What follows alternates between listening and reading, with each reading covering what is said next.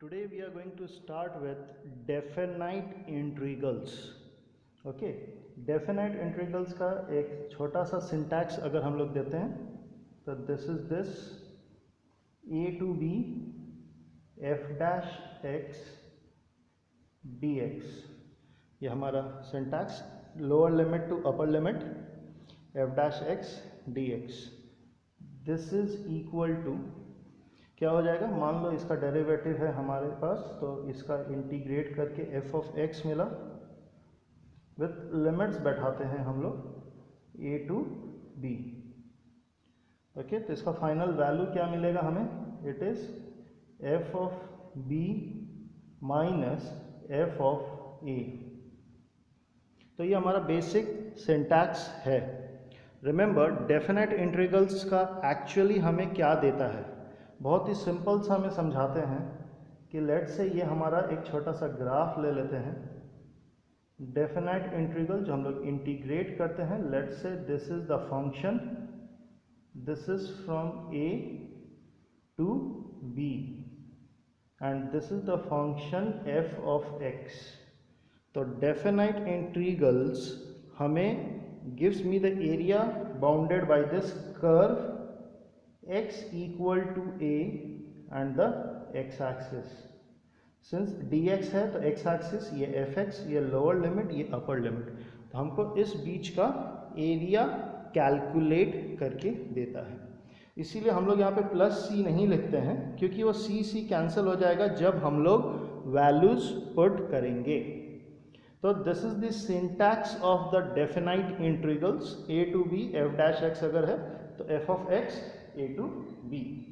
एक छोटा सा एग्जाम्पल अगर हम लोग लें, बहुत ही छोटा सा एग्जाम्पल से अगर हम लोग स्टार्ट करते हैं, if we have integrals 2 to 3 x square dx,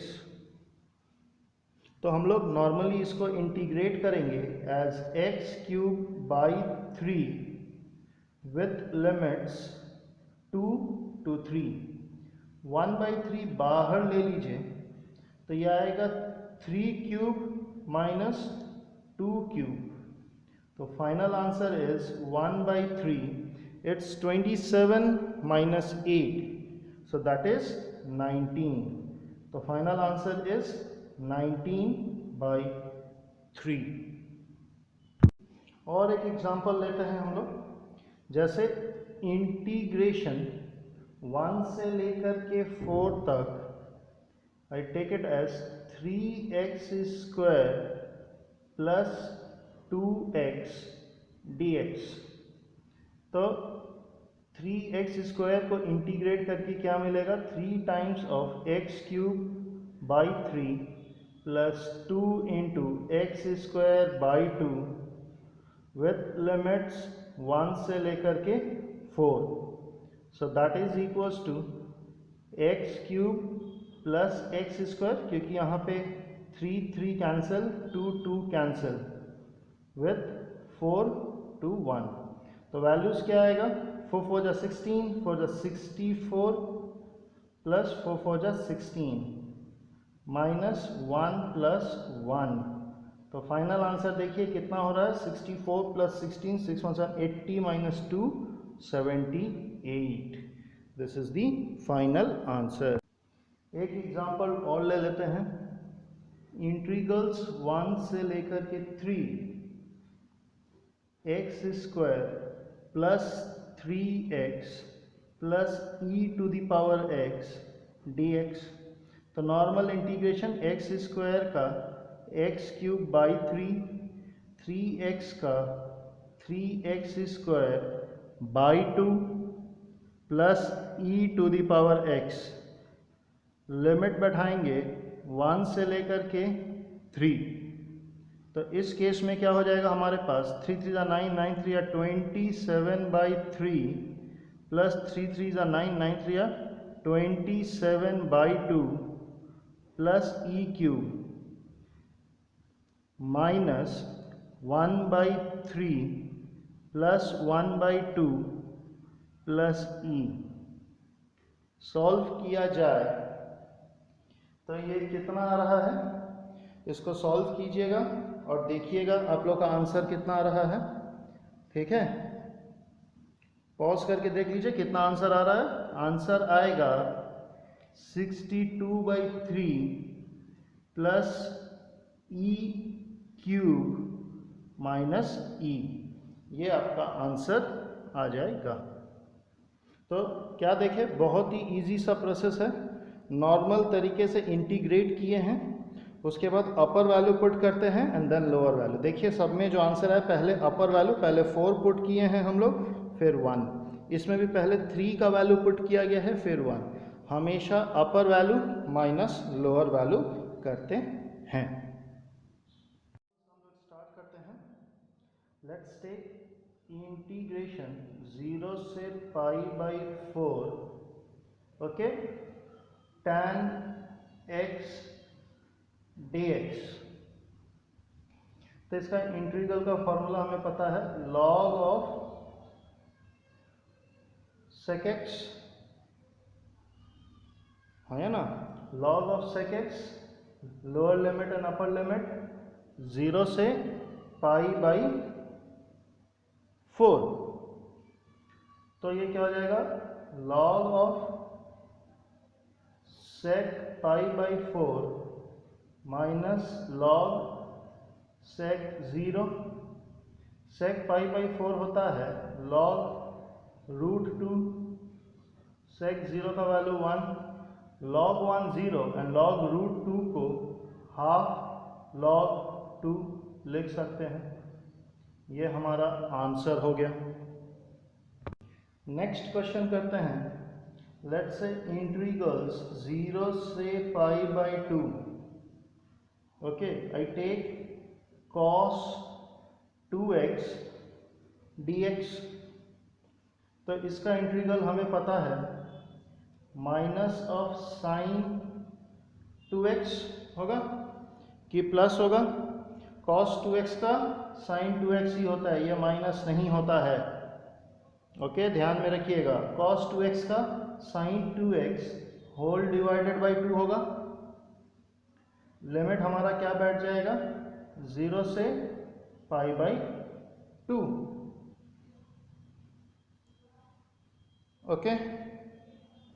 तो फाइनल आंसर इसका क्या हो जाएगा हमारे पास, cos 2x का sign 2x whole divided by 2, 0 से π/2। तो ये हो जाएगा हमारे पास साइन π/2 माइनस साइन 0/2। तो ये 0 minus 0, finally the answer is 0। Next question करते हैं हम लोग। नेक्स्ट क्वेश्चन हमारे पास क्या है, नेक्स्ट क्वेश्चन इज 0 से π/4 we have sine 2x sine 3x dx। अब इसको सॉल्व करने के लिए हम लोग नॉर्मली क्या करते हैं, आप लोग नॉर्मली डेफिनेट में किए थे कि हम लोग इसको आगे 2 and 1/2 से मल्टीप्लाई कर दिए। ऐसा करने से क्या हो जाएगा, 1/2 सामने, ये 0 से π/4 सॉल्व करेंगे तो 2 sin a sin b, formula क्या है, cos of a minus b. तो cos of a minus b, तो किसी को भी a और b, तो बड़े वाले को मैंने a ले लिया, तो 3x minus 2x is cos x minus cos of a plus b, तो 3 + 2 5x dx, विच इम्प्लाइज ये हाफ बाहर, cos x का इंटीग्रेशन sin x माइनस इसका हो जाएगा sin 5x/5 विथ लिमिट 0 से π/4। ये आप लोग को दिख रहा है कि जब 0 पुट करेंगे तो 0 ही आने वाला है, तो मैं वो वैल्यू नहीं पुट करने जा रहा हूँ।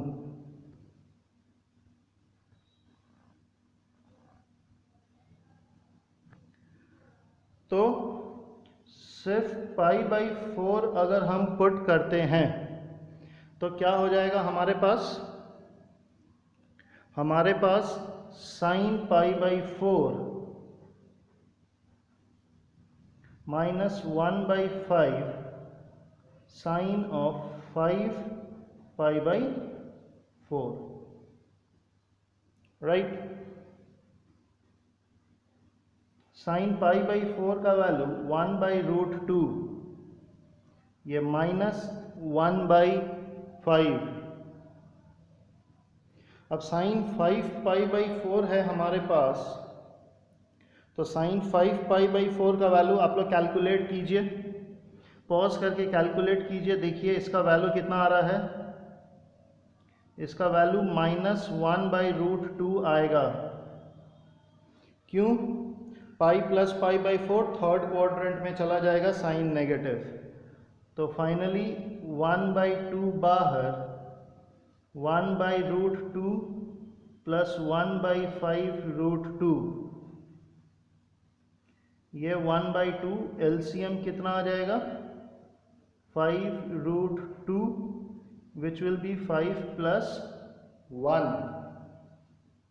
ओके, तो ये 6/2, तो आंसर इज 3/5√2। ये हमारा आंसर हो गया। कुछ और एग्जाम्पल से लेते हैं। अभी तक हम लोगों ने जितना भी एग्जाम्पल लिया है उसमें कहीं पे हमें सब्स्टिट्यूशन यूज़ नहीं करना पड़ा, बहुत ही सिंपल इंटीग्रेशन हो गया था। लेकिन अगर जहाँ पे सब्स्टिट्यूशन होगा तो क्या कर सकते हैं? सब्स्टिट्यूशन में दो तरीके से कर सकते हैं, नॉर्मल इंटीग्रेशन करके फाइनल आंसर x में लिखिए, या सब्स्टिट्यूशन देखिए कैसे कर रहे हैं। If I take z equals to x² + 1, if I take z equals to x² + 1, तो dz का वैल्यू 2x dx हो गया। तो therefore dz/2 is equal to x dx। अब क्या है, हमें लिमिट भी चेंज करना पड़ेगा, सिंस हम dx को dz में कन्वर्ट करने वाले हैं। तो देखिए यहाँ पे सिंपली क्या हो जाएगा, जब x का value 0, when x equals to 0 z is equals to 1, and when x is equals to 1 z is equal to 2। ये हुआ। तो जैसे ही हम लोग dx को dz/2 लिखेंगे, ये x dx की जगह dz/2, यहाँ पे 1/z आ जाएगा। तो रिमेंबर लिमिट जो हमारा 0 से 1 था, dz के केस में ये 1 से 2 हो जाएगा। तो फाइनल आंसर हो गया 1/2 log z विथ लिमिट 1 से 2।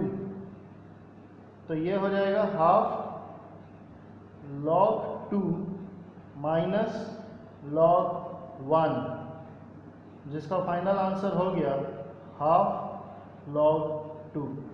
इसमें एक चीज़ का फ़ायदा है कि dz के बाद हमें x में वापस नहीं जाना है, जो हम लोग नॉर्मल डेफिनाइट में करते हैं, और डायरेक्टली हमारा आंसर आ सकता है।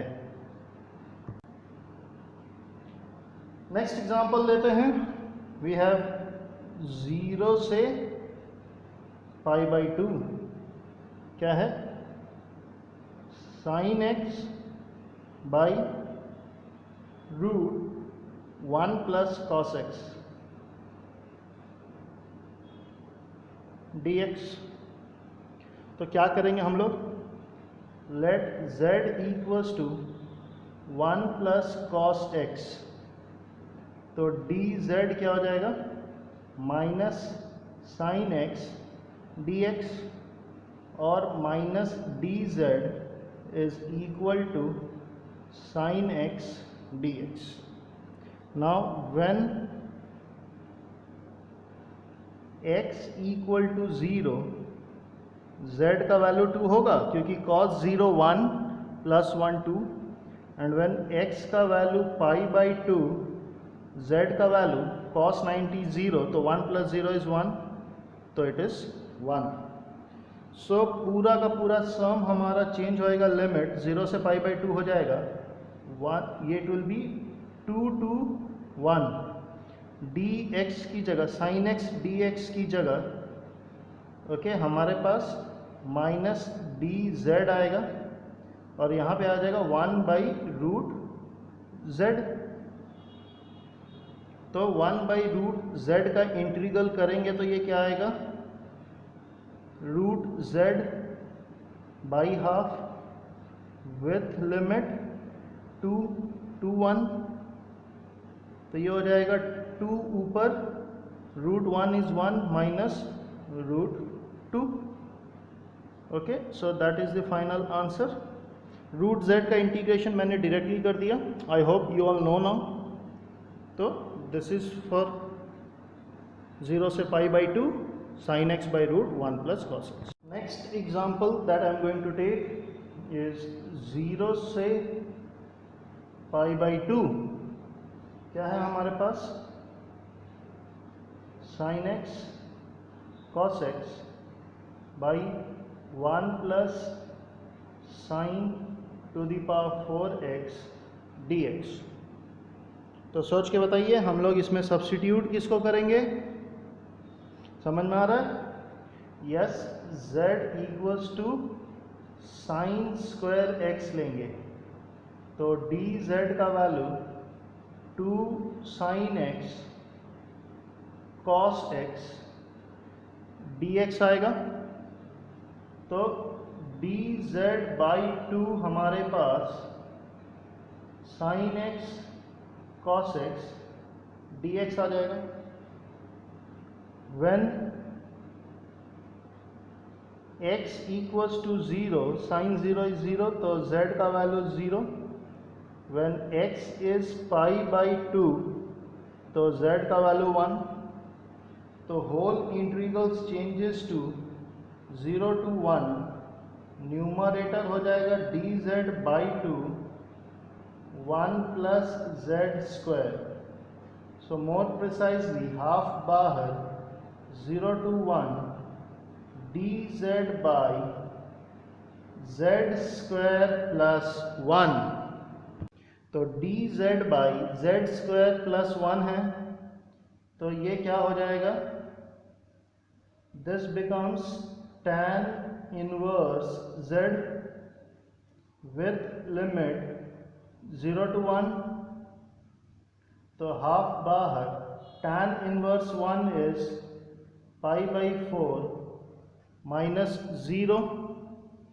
तो फाइनल आंसर हो जाएगा π/8।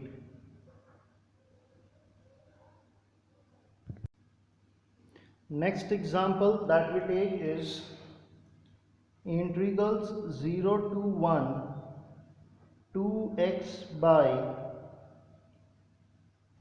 x square plus 1 into x square plus 2 dx। somewhat similar to partial fraction। क्या करेंगे, let z equals to x square तो dz हो जाएगा 2x dx। so when x का value 0 z is 0, when x का value 1 तो z is 1। तो इसमें इस पर्टिकुलर सम में लिमिट में कोई चेंज नहीं हो रहा, फिर भी ये वर्किंग दिखाना ज़रूरी है। So whole thing becomes 0 to 1 dz by z plus 1 into z plus 2। हम लोग नॉर्मल पार्शियल फ्रैक्शन कर सकते हैं, बट देखिए हम न्यूमरेटर को कैसे सजा दिए हैं, फाइनली ऊपर 1 ही बचा है। सो दैट्स z plus 1, नीचे z plus 2, ऊपर दिख रहा है z कैंसिल 2 minus 1 1 बचेगा। तो इंडिविजुअली जब हम लोग डिवाइड करेंगे तो it will be 1/z plus 1 minus 1/z plus 2 dz। तो फाइनली ये हो जाएगा log of z plus 1 minus log of z plus 2 with limit 0 to 1। So let's see, 1 plus 1 2, तो it's log 2 minus log 3 minus of log 1 minus log 2. तो log 2 minus minus plus log 2, तो it becomes 2 log 2 minus log 3, क्योंकि minus log 1 तो ये log 1 0, minus minus plus तो plus log 2 plus log 2. तो this is the final answer. या इसको और लिख सकते हैं, देखिए सॉल्व करके, ये log 4/3. तो that is the final answer.